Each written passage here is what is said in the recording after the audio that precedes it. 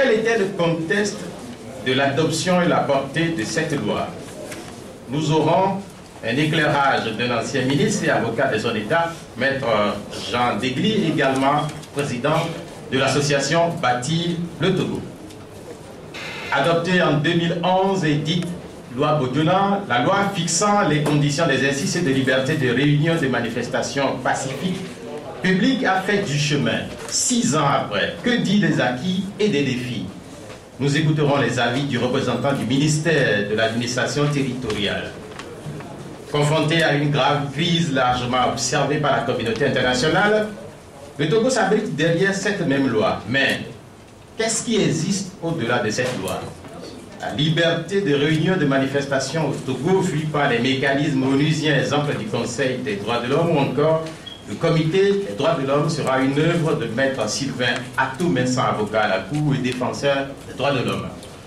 Le mois dernier, quand le gouvernement togolais produisait la restriction des manifestations publiques, certaines voix avaient indiqué le chemin à suivre par les organisateurs. Que dit le pouvoir judiciaire à propos de la garantie de la liberté de manifestation au Togo? Nous aurons les interventions du juge Sonvi et du professeur Afo Sabi de l'Université de Lomé.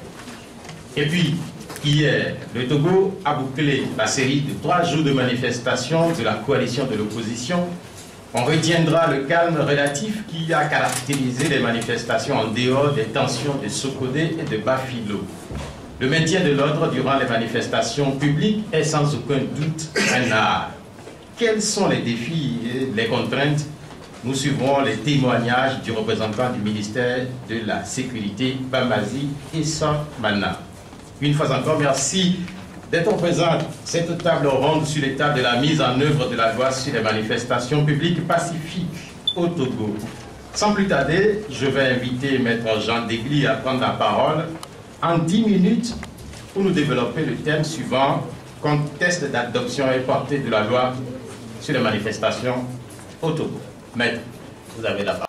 Et qu'on sorte, on manifeste et on ne poursuit pas tout le monde. Et je crois là aussi que c'est une violation de ces deux principes fondamentaux de la procédure pénale et des droits de l'homme également, la violation de la légalité des crimes et la violation du principe d'égalité de tous devant la loi. Il y a un problème à ce niveau.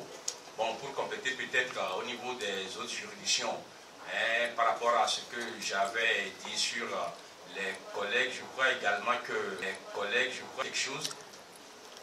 Et on avait aussi appris que des collègues ont organisé des jugements, les avocats les ont appelés pour venir assister les prévenus. Je crois qu'ils n'ont pas défini. Je disais, si c'est avéré, ce n'est pas quelque chose de bien parce que je crois que en matière de justice pénale, si le prévenu lui-même dit que monsieur le juge, non, j'ai un avocat, il doit venir avant que je ne sois jugé. Tout naturellement, je crois que le juge doit pouvoir accéder à sa demande. Ce n'est pas seulement en matière pénale, c'est un principe de droit général, même en matière civile, lorsque une partie comparée pour la première fois dit, monsieur le juge, j'ai un avocat. S'il n'y a pas une grande urgence, si le juge ne décèle pas une certaine mauvaise foi de la part du plaideur, je crois qu'il renvoie, puisqu'on nous fait ces remarques le plus souvent que nous renvoyons trop à des dates éloignées, et quand le moment vient de renvoyer, en matière pénale, je crois que si vraiment ce que les avocats défenseurs de ces prévenus disent, si c'est vrai, je crois que ce n'est pas bien. Et je crois aussi que le gouvernement a compris. Le gouvernement a compris, c'est pourquoi ces derniers temps, il y a eu cette mesure qui a été prise d'élargir un certain nombre de personnes condamnées dans le cadre de ces manifestations. Bien, nous allons dans un instant aller à la pause. Nous allons clôturer avec une dernière question qui va être adressée au représentant du ministère de la Sécurité. Il a évoqué les moyens conventionnels dont disposent les forces de sécurité pour maintenir l'ordre public. On a constaté ces derniers temps que des gaz lacrymogènes sont balancés, même dans les domiciles. On a constaté également que des soldats sont rentrés même dans les maisons, même dans les chambres. Est-ce que cela fait partie également des moyens conventionnels?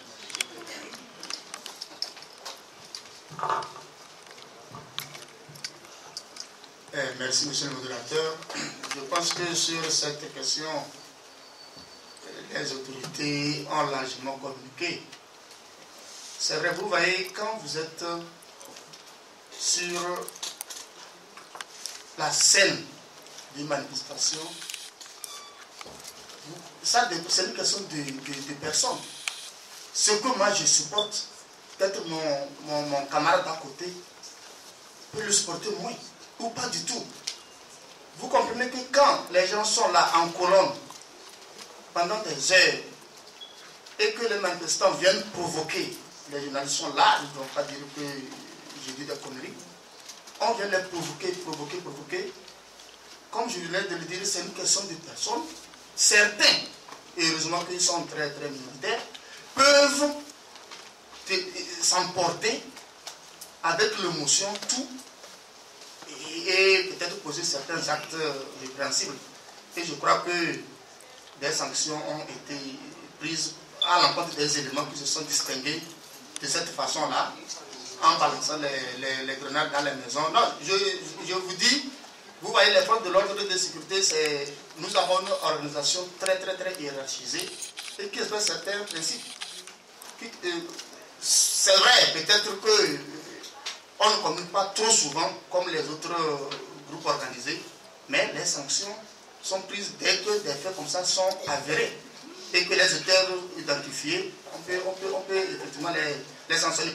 Mais il y a aussi parfois, c'est sous l'effet de l'émotion, comme je l'ai dit, le tireur du FLG, du fusil lance-grenade, il peut bien pointer là, mais dans la débandade, la grenade peut prendre une direction qu'il n'avait pas voulu au départ. Ça peut être des erreurs de direction et qu'une grenade puisse se retrouver dans une maison ou bien dans un lieu. Oui. Non, je ne dis pas que ça justifie tout, mais je dis ça peut, sous l'effet de l'émotion, du désordre, de ce... Bon, ça peut arriver. Mais dès lors que c'est arrivé que les auteurs sont identifiés, ils sont sanctionnés. Bien, merci. Nous allons donner quelques secondes aux différents intervenants autour de la table pour conclure cette première partie de la table ronde. Le premier à prendre la parole, c'est Maître Arto Mensan. Merci beaucoup. Je voudrais réagir à la dernière intervention d'abord et pour dire que rien ne peut autoriser un officier de gendarmerie de police à rentrer dans une maison sans avoir été autorisé de façon formelle. Ce n'est pas normal de rentrer dans la maison des gens sans avoir été autorisé par l'autorité judiciaire. Donc, il n'y a aucune raison qui puisse justifier ce genre de comportement. Si on a identifié des gens qui provoquent les forces de l'ordre, il faut les identifier, il faut saisir l'autorité judiciaire et l'autorité judiciaire donnera les réquisitions appropriées pour pouvoir aller chercher les gens dans les maisons.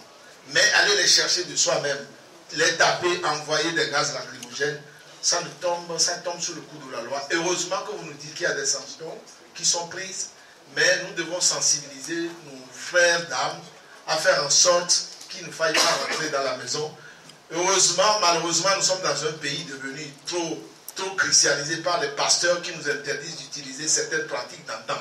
Dans le temps, tu ne peux pas rentrer à paix et ressortir vivant comme ça. Malheureusement, les pasteurs ont pris le dessus et c'est bien pour notre pays.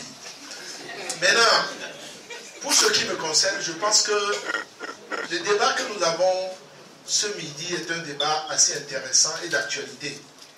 Ça nous permet, nous, juristes et nous, militants des droits de l'homme, ainsi que l'ensemble de la population, à prendre la mesure des engagements que notre pays prend à tous les coups en matière des droits de l'homme pour faire bonne figure. Mais nous devons continuer à faire bonne figure dans l'application et la mise en œuvre de ces engagements-là. C'est en cela que les ministères des droits de l'homme ou le secrétariat d'État existent, ainsi que les institutions. Et donc nous devons faire de la pédagogie à l'endroit de tout le monde. Nous nous mettons rapidement tous sur nos autorités, mais lorsque chacun a son niveau de responsabilité dans les ministères, dans les administrations, dans les institutions, fait suffisamment son travail, eh bien nous respecterons nos engagements internationaux. Ce n'est pas le chef de l'État ni le Premier ministre qui empêche qu'on mette en place un certain nombre de structures que nous devons mettre au sein de nos ministères pour faire avancer les choses. Il faut prendre des initiatives hardies et courageuses. Il nous faut du courage, il nous faut de l'engagement et il nous faut du civisme. Bien, merci. Merci. Juste Strombi. Oui, merci. Il nous faut du courage, il nous faut de l'engagement. Je crois que c'est par ces mots également que je vais commencer mon propos de conclusion. Effectivement, je crois qu'il faut inviter tous les acteurs à faire confiance à la justice. Maître Atomé l'a dit, il y a une nouvelle catégorie de magistrats aujourd'hui qui fait preuve d'indépendance, beaucoup d'indépendance. Il ne faut pas hésiter lorsque vous constatez au moment des manifestations que certaines personnes ont subi des préjudices et qui n'arrivent pas à se faire entendre, qu'ils aillent déposer plainte devant le procureur. Si au niveau des procureurs ça ne marche pas, qu'ils aillent se constituer partie civile devant les juges d'instruction. Si ça ne marche toujours pas, ils ont toujours la possibilité d'aller directement saisir le juge. Voilà, et l'audience sera ouverte. De toutes les façons, c'est par cette façon que nous allons contribuer à écrire et ces lignes démocratiques que nous sommes en train d'écrire.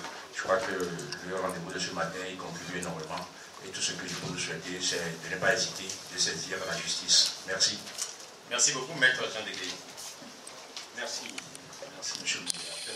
Je voudrais dire un certain nombre de choses. D'abord, je crois que sur l'intervention, la dernière intervention du représentant du ministre de la Sécurité, du ministère de la Sécurité, je crois que les agents des forces de l'ordre qui sont dans la rue pour la sécurité des manifestations ou pour faire le maintien de l'ordre ne travaillent pas pour eux-mêmes.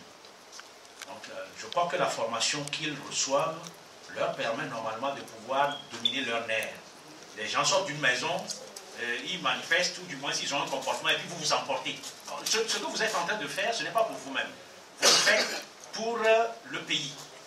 Vous êtes en mission pour maintenir l'ordre. Vous ne pouvez pas, parce que quelqu'un vous a invectivé vous-même, tourner vers la personne et puis tirer vers la personne, ou bien rentrer dans la maison de la personne pour aller battre. Alors, dans ces conditions, vous n'êtes plus dans votre rôle.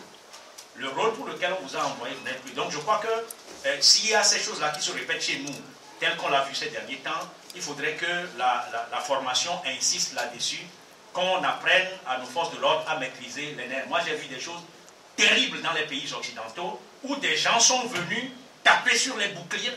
Les forces de l'ordre sont restées soudées là à les regarder, sont repartis. Ou alors avancent et utilisent des moyens conventionnels pour les empêcher, mais on ne rentre pas dans leur maison quand ils ont fui pour aller brimer qui que ce soit. Surtout que quand on rentre dans les maisons, ce n'est même pas la personne qui est censée avoir fait quelque chose qu'on va prendre. On entre dans la maison et puis on tabasse tout le monde. Je ne comprends pas ça. Je crois que ça, pour notre armée, nos forces de l'ordre qui sont considérées en Afrique comme très disciplinées, ce n'est pas une bonne chose. Et malheureusement, cela m'amène à cette idée que c'est toujours quand le pouvoir politique est concerné dans notre pays qu'on a ce genre de choses. Moi, je suis revenu au Togo en 2010 et j'ai vu que notre pays a pris de grands engagements en ce qui concerne la protection des droits de l'homme et le respect des droits de l'homme. Mais en même temps, je disais aux gens, je suis un peu sceptique, comme je l'ai écrit dans mon livre en 2007, que quand le pouvoir politique sera concerné, on reviendra aux mêmes méthodes qui sont les méthodes négatives. Et ça n'a pas raté. Dès que le pouvoir politique est concerné, eh bien nous oublions parce que justement, l'ancrage, l'accrochage au pouvoir politique est le fait de considérer que c'est moi qui dois être nécessairement là, et pas l'autre, et l'autre de considérer que c'est lui qui doit être nécessairement là, pas celui qui est là, en mettant le problème de cette façon-là, comme j'ai dit, en l'orientant vers l'intérêt personnel et particulier, on revient aux mêmes erreurs, on revient aux mêmes fautes. Dans notre pays, il est indispensable que nous puissions mettre l'intérêt général en avant. Et j'en ai encore fait l'expérience ces 3 derniers jours. Lorsque le moment est venu et qu'à tête froide, et les ministères et ceux qui manifestent se sont dit, le Togo, à un moment donné, doit être considéré avant tout. Mais les ministères et ceux qui manifestent se sont entendus et les 3 jours de manifestation de cette semaine ont été les plus pacifiques. Comment avons-nous pu faire ça et ne pouvons-nous pas le faire d'autres jours? Comment est-ce que nous pouvons le faire maintenant et pas au début? Pourquoi pas depuis le 19 août? Pourquoi pas?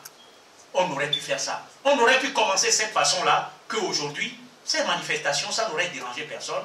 Et ceux qui manifestent et ceux qui doivent assurer la sécurité et le maintien de l'ordre public, eh bien, chacun aura servi l'intérêt de ce pays. Nous ne l'avons pas fait, il est temps que nous puissions le faire. Je voudrais dire pour conclure que la loi sur les manifestations que nous avons est l'une des meilleures. J'ai parcouru une grande partie de l'Afrique, j'ai vu les lois que les gens ont, j'ai vu la nôtre. Ce n'est pas parce que j'y ai participé à sa rédaction que je le dis, c'est l'une des meilleures. Apprenons à l'utiliser, à la respecter, aussi bien pour ceux qui manifestent que pour ceux qui doivent assurer le maintien de l'ordre. Je vous remercie. Bien, merci.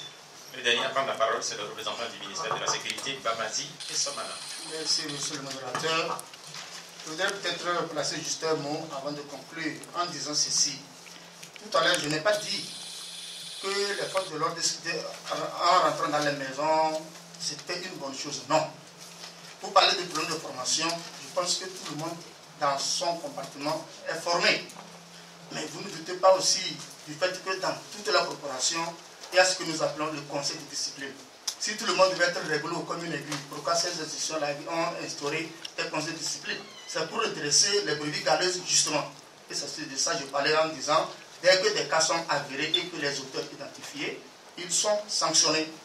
Donc, pour finir, je voudrais tout simplement, et comme le maître Adou l'a dit tout à l'heure, des efforts de pédagogie doivent être faits de part et d'autre.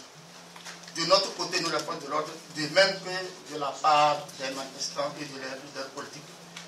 Ceci contribuera nécessairement à apaiser les tensions des qu'on se retrouve sur le terrain des manifestations, puisque le peuple doit comprendre que les hommes en treillis, les hommes habillés sont une émanation de ce peuple. Et pour cette raison, simplement, il faut qu'on nous fasse confiance. Merci. Bien, merci. Nous remercions tous ceux qui sont à la table et nous passons la parole au principal organisateur. Merci donc aux différents intervenants. Je voudrais souligner que pendant que le débat avait lieu autour de la table, beaucoup effectivement nous demandaient est-ce que la parole va être donnée à la salle. Je confirme que c'est prévu que la parole soit donnée à la salle.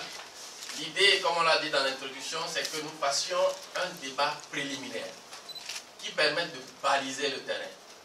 Et nous sommes à une table ronde. Ça veut dire qu'en réalité, les personnes ressources ne sont pas censées forcément détenir toute la science. Et donc, à la seconde phase que nous allons connaître maintenant, juste après une pause, nous aurons un second modérateur, le journaliste Antoine Afanou, et la parole sera à vous. Nous avons prévu un débat d'1h30. Donc, nous prions pour que, aussi bien les personnes ressources qui nous ont fait le privilège d'animer les communications introductives, que vous-même, que vous puissiez être là et que vous puissiez participer à ce débat. Je voudrais, sur la question des plaintes, moi qui ai aussi la chance de voir un peu au niveau des Nations Unies, à d'autres niveaux, comment ça se fait, partager une expérience. C'est celle dont nous a parlé l'Argentin Roberto Garretón. Roberto Garretón a été un ancien représentant du secrétaire général de l'ONU en RDC.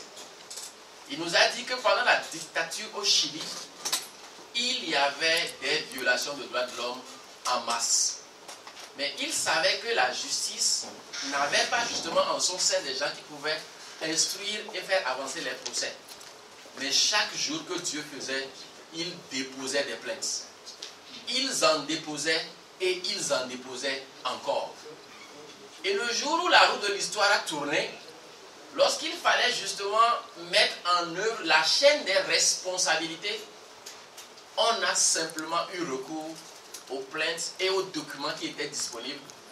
Et alors, ceux qui devaient répondre de leurs actes ont répondu. C'est donc une invitation aussi bien aux partis politiques, aux défenseurs de l'homme, aux journalistes, de continuer par documenter les cas. L'un des intérêts, c'est qu'à la fin, il y a peut-être des gens dont on pense qu'ils sont impliqués, mais qui ne le sont pas vraiment. Donc, beaucoup de courage à chacun. Il est prévu au rez-de-chaussée une pause, une collation que nous espérons avoir en 15 minutes au plus tard. Et nous allons mettre en place le même dispositif pour faire un débat.